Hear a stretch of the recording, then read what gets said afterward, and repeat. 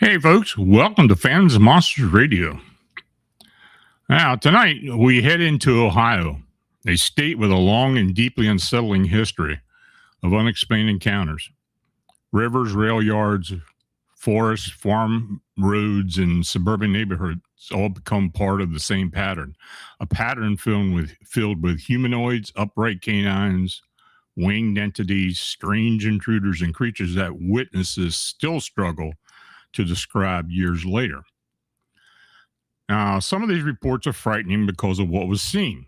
Others are frightening because of how the witnesses reacted, the dread, the nausea, the paralysis, the sense that something intelligent was present and aware of them. These are the kinds of cases that stay with people, and tonight we're going to walk through them one by one. So we begin in Loveland, Ohio, an area already tied to one of the state's best-known legends. But this account is not a recycled story from decades past. This is a modern witness report set near the Little Miami River, where there are strange stone formations, disturbing animal-like sounds, and a terrifying late-night confrontation built towards something the witnesses had never forgotten. Now, Jack T. had been living in a small aging cabin on Davis Road in Loveland, Ohio, sharing the place with a friend. A narrow creek ran beside the property and fed directly into the Little Miami River, only a short distance away. Now, from the moment he moved in late summer 2013, the area felt different, as if something unseen were already nearby. Now, while exploring the creek, Jack began to notice carefully stacked stone towers in the shallow water and along the banks. Now, these formations appeared deliberately placed rather than randomly deposited by flowing water. Now, what unsettled him most was that the stacks never stayed the same. He would return the next day to find them shifted, rearranged, or multiplied in new locations. Now, at first, he tried to rationalize it as an erosion or shifting water, but the pattern suggested intent. With the rearrangements came an unnerving sensation of being watched. Now, as autumn progressed, strange sounds began drifting through the surrounding woods. Now, at first, they were distant, like animals fighting or crying out in distress. There were hissing breaths, low growls, sharp screeches, and a haunting vocalization similar to a wounded raccoon or a deer's warning call. The sounds grew closer as the weeks passed, circling the forested hills behind his cabin. Jack noticed something even stranger. When he focused on the noises or mentally called out to them, they seemed to respond, drawing nearer, as if something was acknowledging him. So by early December, the first snowfall blanketed the hills. One night around 10 p.m., Jack stepped onto the back patio and heard the sounds again, this time directly behind the cabin on the wooded slope. The security light cast a pale glow across the falling snow in the tree line. Then he saw them. Two red glowing eyes appeared in the darkness, fixed on him. Now, at first, he assumed he was watching a predator stalking prey. Then the eyes shifted and locked directly onto him. The large black mass surrounded them, barely visible against the night. And when one eye suddenly rose higher than the other, followed by the second, Jack realized the figure was standing upright. The thing began moving toward him, descending the hillside in a steady, deliberate path. He could hear it now. Heavy thumping footsteps crushed through the brush and uneven ground, growing louder with each step. The shape felt enormous, far larger than any animal he had ever encountered. The air around him seemed charged, as if it had been drawn its attention by acknowledging it. Now, as it closed within a few dozen yards, panic overtook him. Jack turned and ran, vaulting over a motorcycle in the yard and slamming into the house. He bolted upstairs, bursting into the room where his friends were playing video games. They laughed, assuming he had been frightened by wildlife. One of them glanced out the window and claimed he saw nothing more than drifting vapor in the cold air. To this day, Jack insists it was no animal. The memory of those rising red eyes and that massive form advancing through the snow had never left him.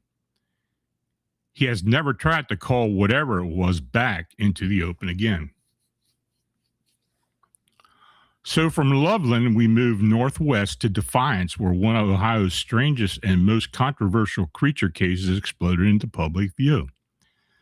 This next encounter adds all the ingredients of folklore and absurdity, but also multiple witnesses, a physical assault, and even alarm to draw police attention. In the early morning hours of July 25th, 1972, railroad worker Ted Davis was completing a task of hooking air hoses between freight cars at the tracks of the Norfolk and Western Railroad depot in Defiance when he looked down and noticed two huge, hairy feet lying just in front of him. Looking up, he encountered a towering creature, estimated range from 6 to 9 feet, hunched forward, covered in hair with a vaguely canine face. In its hands, it held a large wooden board, likely a 2x4, which it then swung, striking Davis on the shoulder before turning and sprinting into the nearby brush. A follow-up sighting came on July 30th when Davis and a co-worker, Tom Jones, spotted the same creature lurking in the weeds near the tracks. Though it did not approach, its presence unnerved them. The beast seemed to hang on the edge of visibility, hunched, hairy, wearing what witnesses described as blue jeans and maybe a dark shirt. Now, in the days that followed, a third witness, a grocery store employee driving home late, claimed that a large dog-like creature ran across the road in front of his car around 4 a.m., matching earlier descriptions of the bipedal wolf-headed beast. Faced with mounting reports, Defiance Police Chief Donald Breckler eventually spoke publicly. "We didn't release it to the news media when we first got the reports, but now we're taking it seriously. We're concerned for the safety of our people." That creature became known in media and folklore as the Defiance Wolfman, or the werewolf of Defiance. The descriptions were consistent.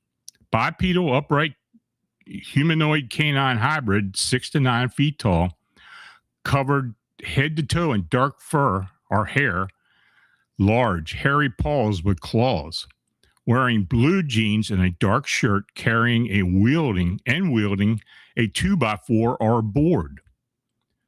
Active during pre-dawn hours near railroad tracks, yards, or highways.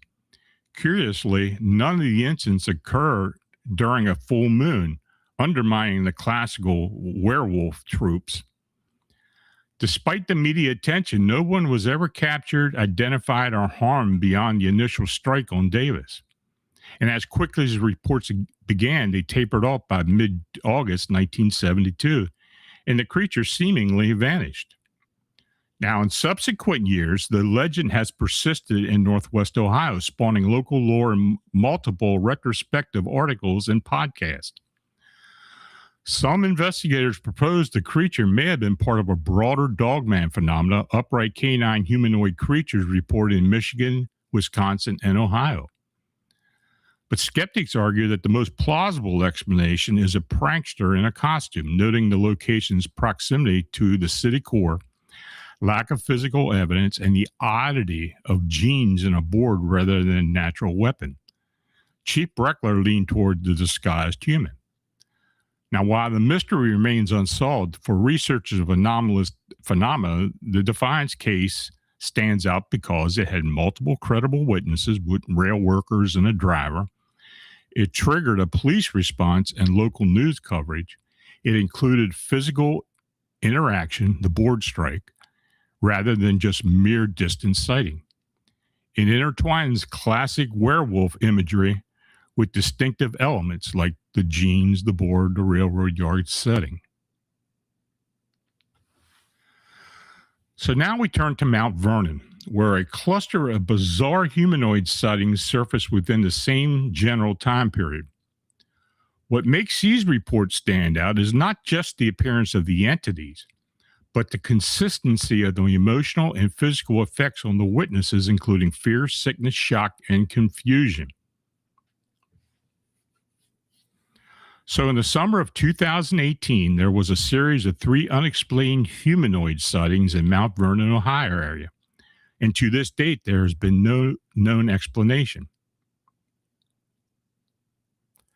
Now, the first account was on August 17, 2018. And the witness stated, I had just gotten back to the parking lot down from Mount Vernon's Wolf Run Park. And when I turned on my lights to leave, I saw it in the woods. I felt like I was being followed my entire hike. And I got a little lost on the way since I was feeling super sketched out. So when I saw it, I was panicking and scared. It looked startled as my lights came on, making a strange gargling, scratching sound, and I felt super sick in my stomach. I don't really know what it was. Like, I thought it was just someone in the woods, but its eyes looked weird. It was smooth-skinned and naked. It seemed to vibrate in front of my eyes as I looked at it. So I pulled my phone out of my pocket and tried to take pictures, but it seemed to lag. I have an iPhone 6 Plus, and I know my battery is having issues, but I've never had anything like that happen. I slammed my car in reverse and got out of there as fast as I could. The noise it made still freaks me out, like it was a velociraptor from Jurassic Park. But it made me lightheaded, and I felt sick in a strange way I've never felt. Then there was a second humanoid report on July 31st, 2018. As I was driving home on July 31st, 2018 at 1:43 a.m. on Ohio State Route 13 North in Mount Vernon, Ohio, a 7 to 8 foot tall, skinny humanoid-like creature ran across the road out of the cornfield across into the soybean field from an east to west direction. I noticed the creature in my headlights at 50 to 75 feet away while traveling at 55 to 60 miles an hour. As it came out of the cornfield, I immediately let off the accelerator, at first thinking it was a deer, but then I saw the creature walking upright. It was 7 to 8 feet tall with a tall, slender body, small diameter arms and legs, hands and feet that looked oversized for its body proportions, a small neck, an oval and elongated head, a dark tan to light brown skin tone, and no body hair. The creature turned its head slightly towards my vehicle's headlights, and I saw its black eyes and a small, slightly open mouth as it continued to run across the road. It barely took 2 to 3 steps, and it was across the road at a tremendous rate of speed. I was in total shock and thought I should check it out at first, but then thought better of it, and being uncertain of what I had just seen, I had better get out of the area. I lost sight of the entity due to the darkness. I'm a 24-year-old United States Air Force retired aircrew veteran with a top secret security clearance. Not to be totally bliss, but would someone please advise me on what I saw, because it still truly frightens me. So another report came the witness's daughter contacted me on September 13, 2018. Hi, I'm reaching out to let you know that I recently received a phone call from my mom in Mount Vernon, Ohio, who told me that she saw a figure that appeared to be an alien coming through one side of her basement and go out the other. She described it as tall with long arms, and she didn't see its face while watching it from the side.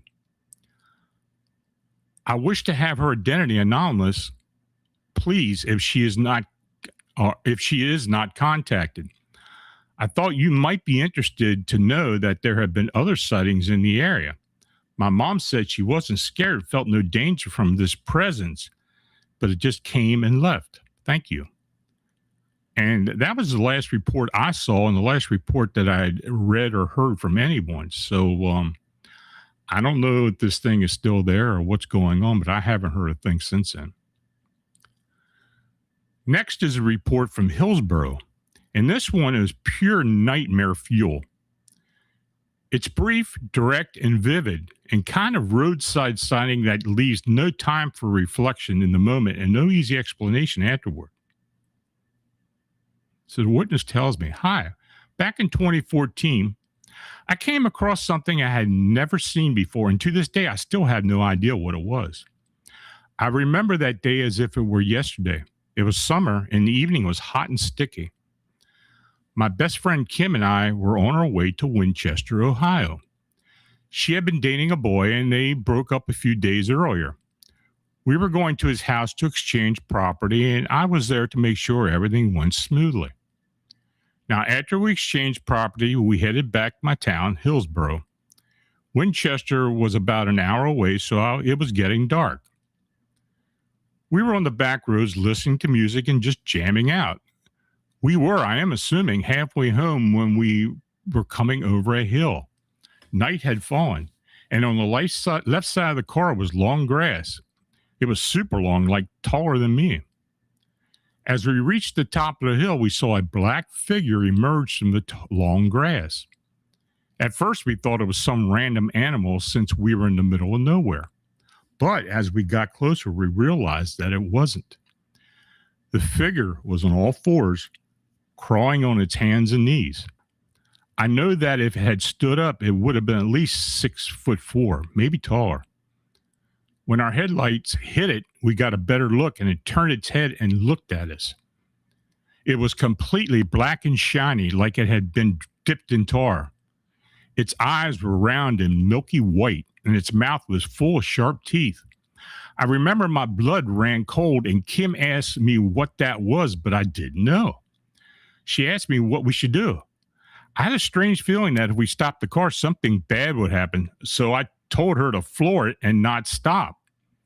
And as we got closer, it turned around and went back into the long grass. We had never spoken about it since. Now, ever since I saw it, I've been trying to rack my brain trying to figure out what this was. I had done research and found nothing. And just thinking about it sends chills down my spine. Any idea what we saw? I have no idea, but it was probably a crawler. I mean, we've gotten these things in all different colors and shapes and sizes, so that's my best assumption. Now, our next account takes us to Toledo, where multiple witnesses described a huge winged humanoid moving over the city on the 4th of July. This is the kind of testimony that matters because it wasn't isolated. Several people saw the same thing, and the lingering fear afterward may be just as important as the sighting itself. The witness says, it's true, I saw Mothman, and not recently, not one of those recent sightings that people are talking about. They were talking about Chicago. That is what made me decide to go ahead and talk about it, because this is so embarrassing. I mean, you go around telling people that you've seen a half human, half moth, or whatever it is, and they tend to look at you like you're nuts. But I saw it. This was back in 2008 on the 4th of July in Toledo, Ohio, which is northwest Ohio, right in the corner of the Michigan line, like right on the Ohio-Michigan border. Okay, so we had just finished watching the fireworks. All the cars were leaving, so we decided to sit back and wait for them to go, so we wouldn't have to fight the traffic and could hang out with the family in a little bit longer. My boyfriend at the time was lying on the blanket on his back, just kind of looking up into the stars, hanging out. But after a while, he looked up and he was like, hey, you guys, what the hell is that? So I was the first one to pay attention to him, and I looked up and there was like this plane going by.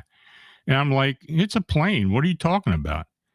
He's like, no, that. And there was this huge black mass that clearly blocked the light from the stars as it flew by, but it moved slowly. I do remember that like it was slowly flying, but not like a bird.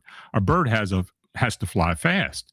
This thing was super slow and huge. Like, think of how big you would think of a pterodactyl being. That's how big this thing was. It had wings that were like really thin, like a pterodactyl's wings. What stuck out to me and the most was the wings, like how thin and see-through they kind of were. Like they weren't see-through, but like pterodactyl wings. And the body was like stubby, but not short, because trust me, this thing was huge. But it was stubby, kind of like a gargoyle. That's what reminded me of a gargoyle with pterodactyl wings. I don't know. This thing was weird. It was just weird.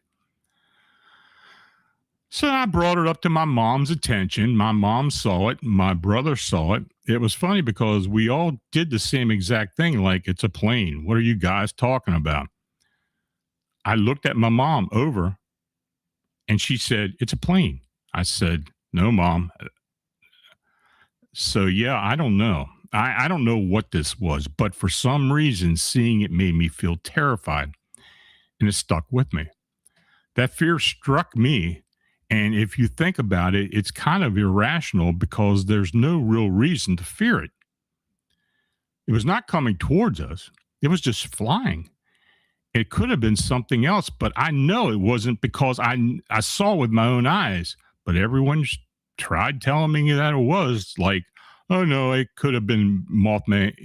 It couldn't have been the Mothman because it's not Point Pleasant. That's in West Virginia. This is Ohio. Okay, people in Michigan are seeing it now. And I'm ecstatic that they're reporting it because it validates what I've been trying to tell people. Now, nobody wanted to believe it, but now people are actually coming forward and reporting it, and that was something I never did. I didn't even know you could or knew how. What do you do? Who do you call to report something like that? Do you call the cops? Oh, there's some sort of weird, mothy, human-like thing flying through the sky. Like, no, I barely even wanted to tell my friends, let alone report it. How do you report something like that? But apparently there's a way, since people are reporting it. But there was one time I told someone this story, and it helped me feel validated as well. I went to tell someone about it when I was drunk, because it was the only thing I could admit to. And before I could even tell him what I saw, I was talking about how I saw something and that it was on the 4th of July. That's all I said. And he said, flying?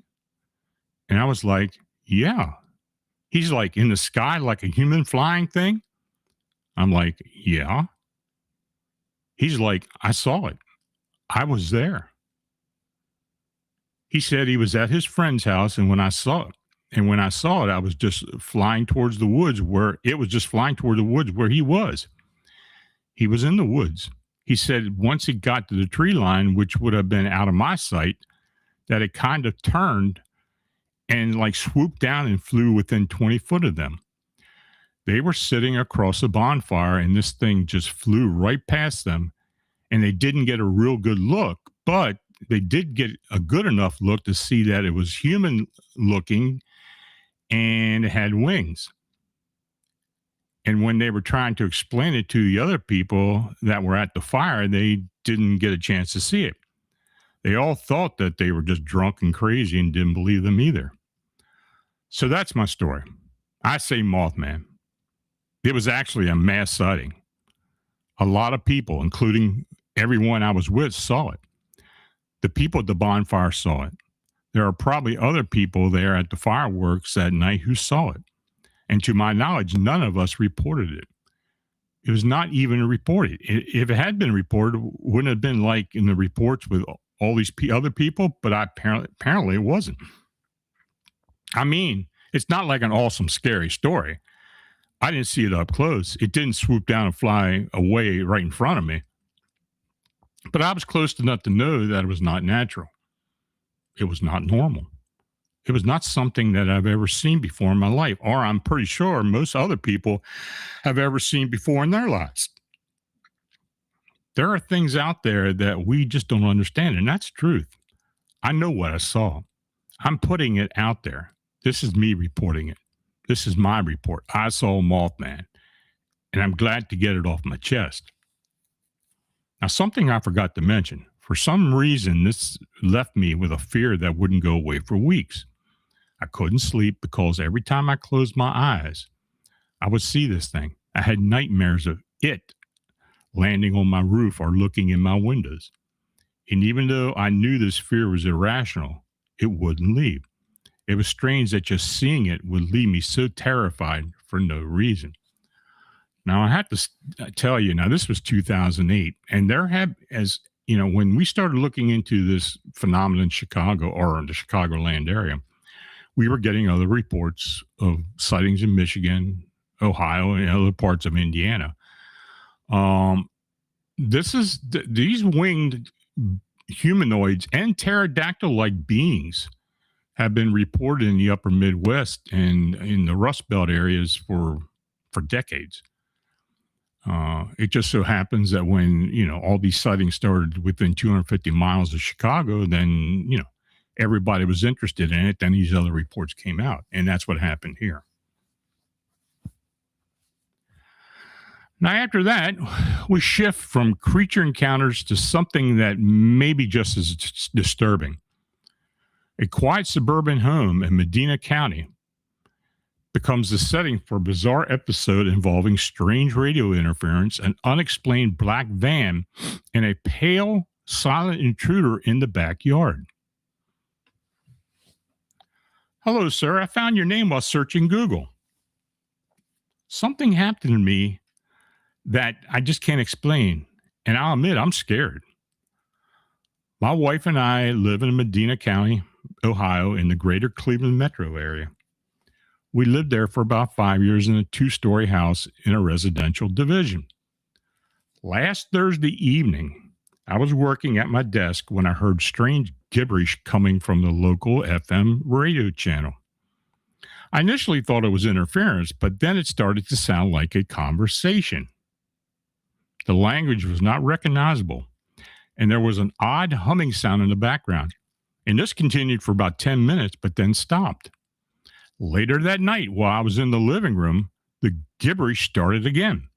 This time it was much clearer. It sounded like the parties were arguing, but I'm just speculating. Then last Friday, something very unusual occurred. We had just finished dinner around 7 p.m. when we noticed a shadow from outside go across the dining room window. I looked out the window but didn't see anything. So I looked out the front door window and saw a plain black van parked on the street in front of our house. Then I heard my wife yell from the kitchen that someone was in the backyard. I rushed to the kitchen and turned on the security lights. Standing on the far side of the patio was a strange looking man dressed in heavy black bodysuit and wearing a black cap. There were no markings on the suit or cap. I immediately noticed that he had a young looking face but was very pale with large ears. He was holding what looked like a PC tablet device that would emit an occasional beep. I opened the door and asked him what he was doing. He looked at me with a blank stare, then started walking back toward the side of the house. I followed him back to the front of the house and to the black van. I asked him several times who he was and why he was there. I never received a response. He quickly got into the van and drove away. I called the police and filed a report. The officer said that he was unaware of any similar activity. I examined the yard earlier the next morning, and I didn't see anything out of place. I talked to the neighbors, but they never noticed anything unusual. I haven't slept well since that night. This incident is unnerving to us. I have heard of some Men in Black accounts, but I don't particularly find much interest in the subject. Can you explain what, if anything, is going on? Thank you for your time. Well, I get these reports a lot. It's usually somebody dressed in black, but not necessarily looking like the typical men in black. But over the years, the outfits have changed somewhat, become more modern. But the fact that he was in the yard, not talking, not responding to the homeowner, and was driving a black van, got in, didn't say a word, and the cops not knowing anything about it, well, that's kind of disconcerting. And I told this witness if it happened again to let me know, but I hadn't received any more updates on this, so I don't know what happened. We now return to northwestern Ohio for a chilling campsite encounter near Lake Erie. Two brothers, one terrifying night, and a pair of upright canine entities that seemed to surround, track, and possibly mark their territory around the tent. Hi, this event occurred in northwestern Ohio in the summer of 2018. I was camping with my brother along Lake Erie near Pickerel Creek Wildlife Area just west of our home in Sandusky. So that first night, we went to sleep early. I woke up around 2:30 a.m. to take a leak. My brother was fast asleep. The moon was almost full that night, so it gave me plenty of light to see everything outside the tent. There weren't many bushes in the area around our campsite, so I didn't have to worry or be afraid of something hiding and waiting to sneak up on me. I was walking away from our camp when I saw something that scared the crap out of me not far from me. There were two dog-like creatures just standing there staring at me. And when I say standing, I mean on two legs. I freaked out. I ran back to the tent. I heard what sounded like they were chasing after me and making strange noises. Not so much a dog or wolf sound, but more something like a human. It was the scariest sound I'd ever heard. I was too afraid to turn around. I thought they would pounce on me at any second, but that never happened. When I did make it back to the tent, I dove in it. I scared the crap out of my brother, who asked what was going on. I told him what had just happened. He gave me a strange look, then laughed and told me to shut up. I told him if he didn't believe me, go out there himself and see. He laughed again and said, sure thing. I have to go anyway. So I sat there, and I watched him stand up and head out the tent.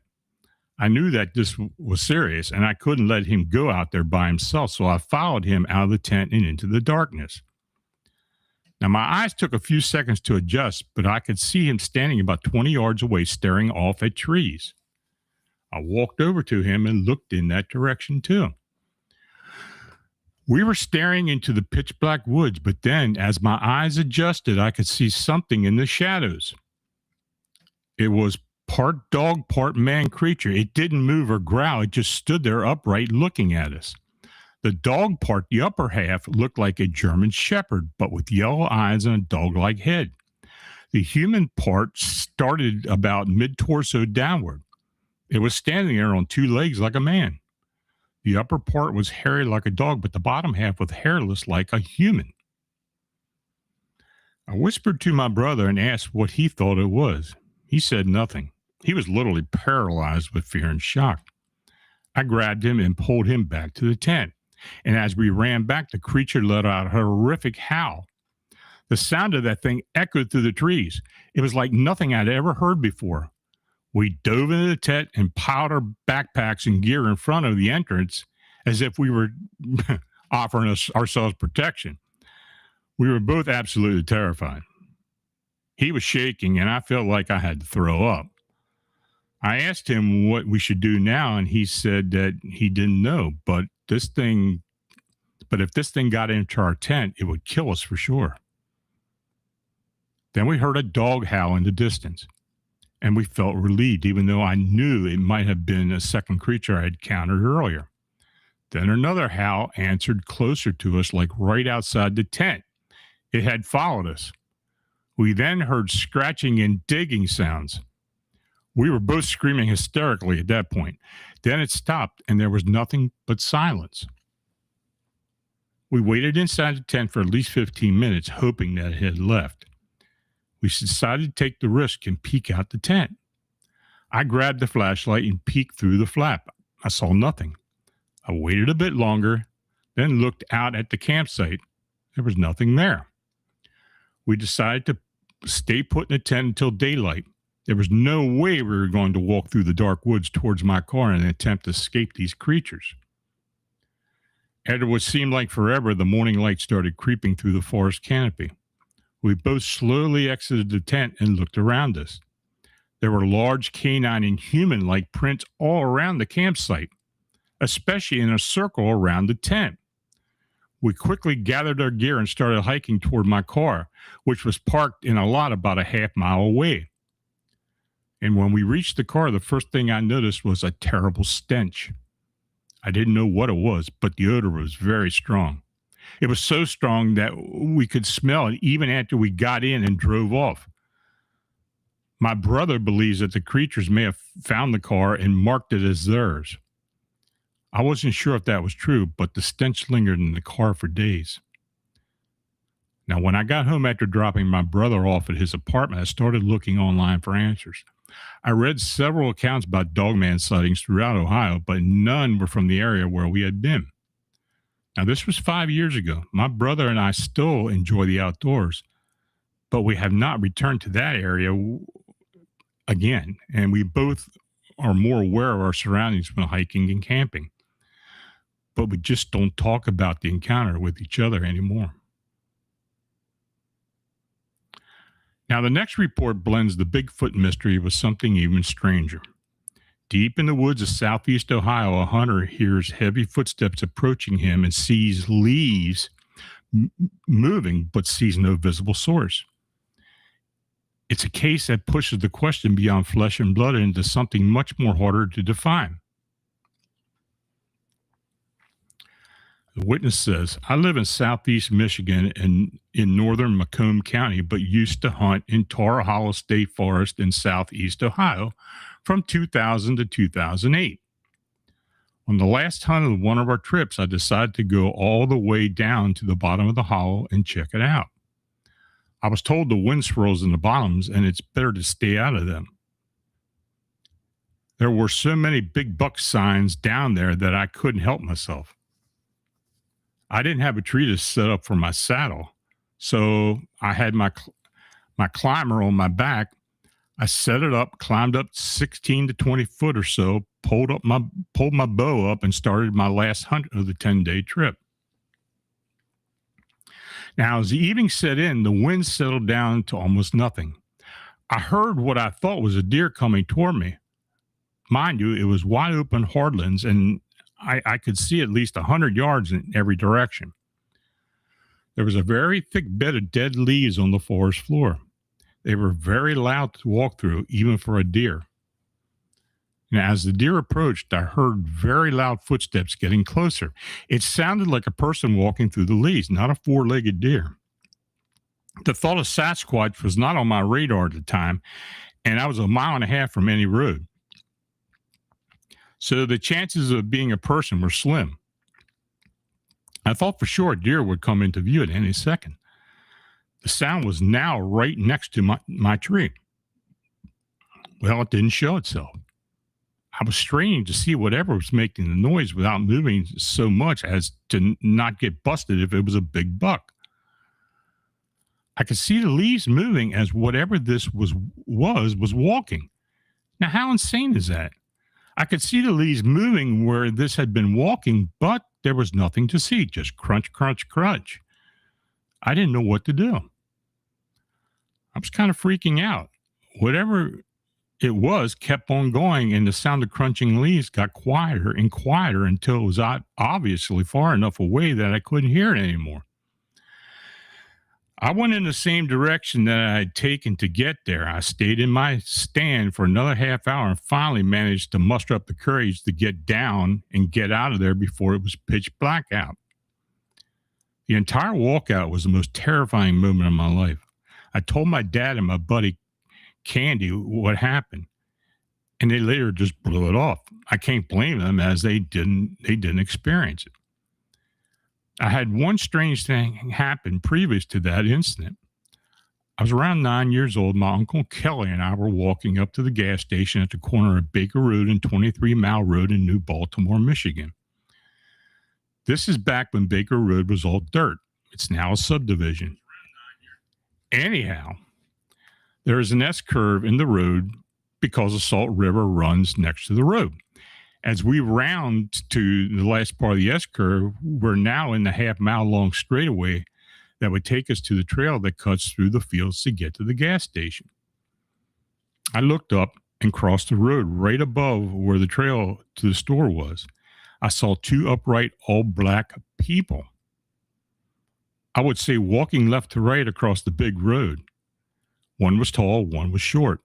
They spotted us and stopped in the middle of the road, spun around, and went back the way they came. The only thing was that the little one dropped on all fours and ran back as the tall one stayed up on two legs. This freaked me out bad. I thought my uncle was messing with me by having a couple of his friends do this to scare me, but he swore up and down that that wasn't the case. We never made it to the store. We turned around and went back to my grandparents' house. Another time I was hunting on our deer lease in the thumb of Michigan. I was 22 years old. I believe there were acorns hitting me while I was in the tree stand. They were coming at an arching angle as if they were being thrown.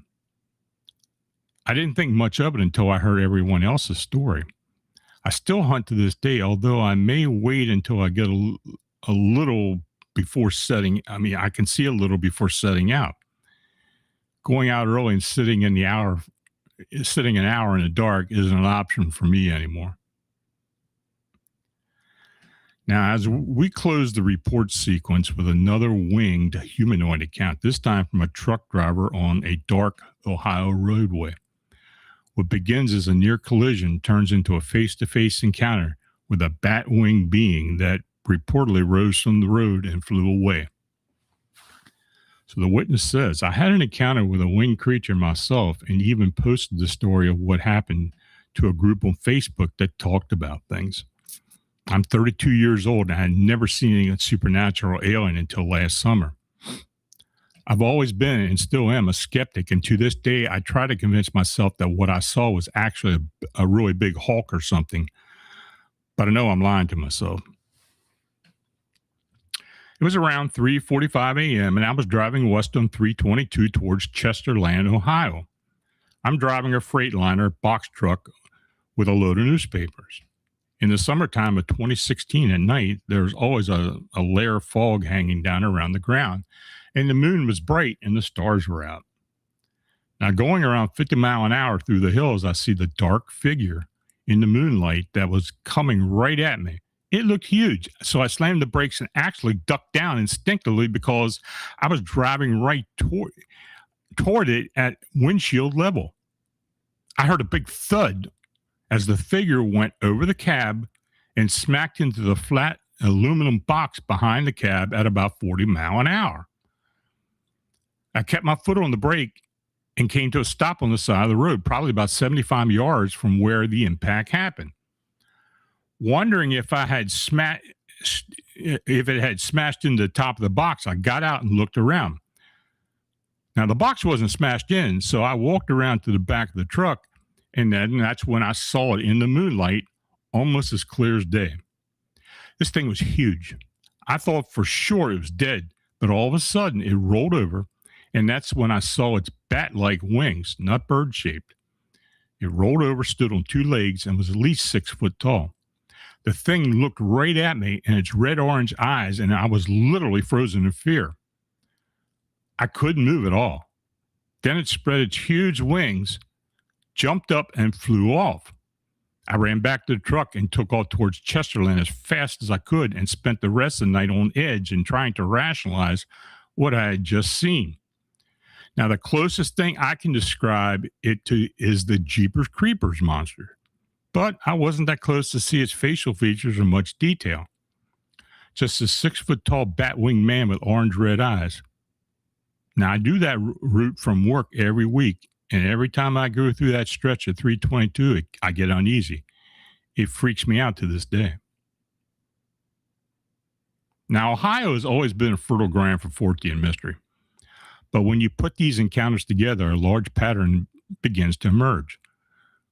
We are not looking at a single phenomenon confined to a single town or legend.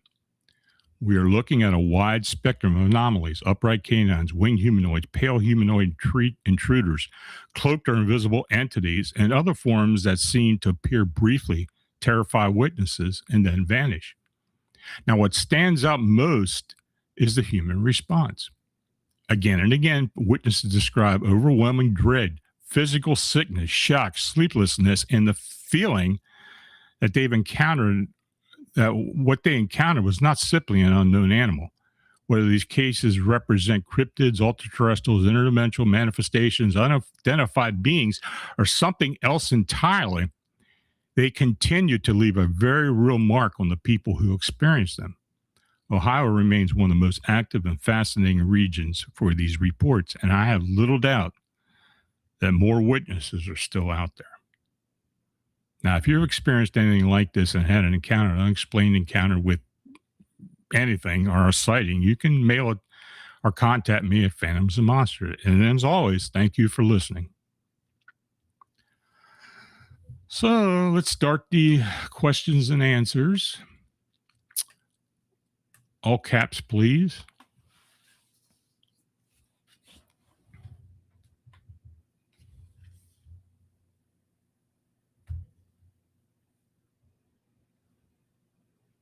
Winnie Nisi, thank you for the donation. Much appreciated.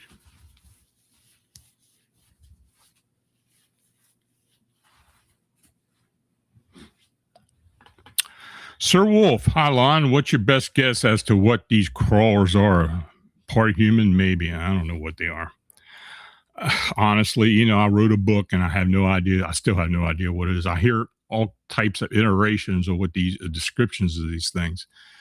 And are they an ultra-terrestrial type being? Probably. Do they live on our Earth plane all the time? I doubt it. They just seem like fleeting beings, very much like what the winged humanoid sightings are. I mean, are they related to them? They very well could be. But that's my best guess, and that's exactly what it is, a guess. I have no idea what these things are.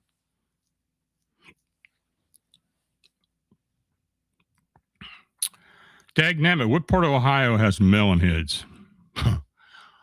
I don't think I've gotten them. I think there has been melonhead reports, but I can't remember exactly where in Ohio. I know there have been some in Michigan.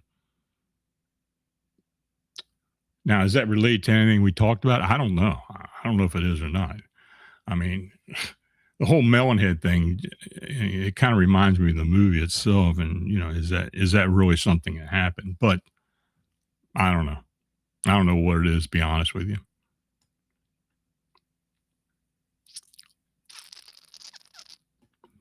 Dagnammit, the Huron River monster in Milan, Ohio has both horns and tentacles on its head. Okay. I had never heard of that.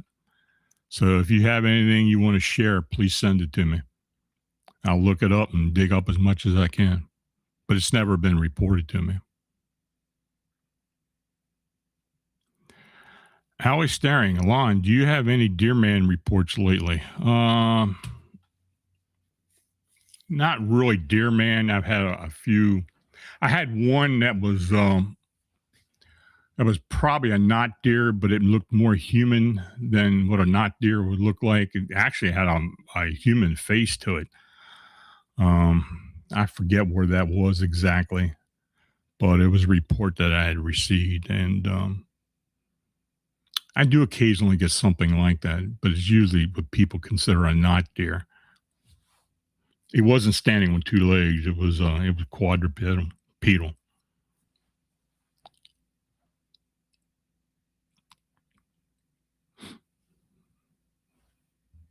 Anything else, folks?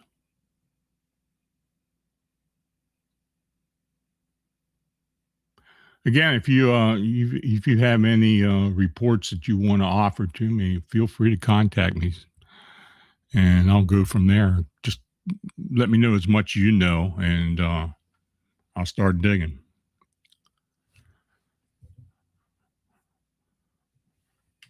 Okay, folks. Well, again, thanks again for coming. Stay aware, stay safe, and as always, keep looking into the unexplained. Have a nice evening. Have a great weekend. See you next Friday, and good night.